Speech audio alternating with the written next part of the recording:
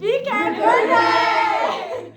Og vi er Camp Hødag, og vi fokuserer på et bæredygtigt landbrug, hvor der skal være mere fokus på bæredygtighed og økologi.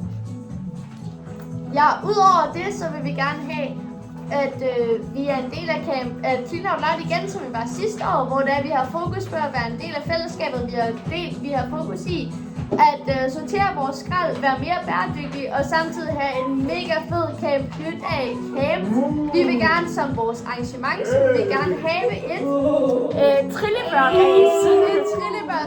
Så vi har trillebør med hjemmefra. Vi laver trillebørsræs rundt omkring, samtidig med at vi bare har en mega fed fest omkring bæredygtighed og landbrugsskab. Ja, og fokus på at have et klimavenligt og bæredygtigt landbrug, der er til gavn for alle danskere. Vi håber på, at vi er med en del af det igen. Hej!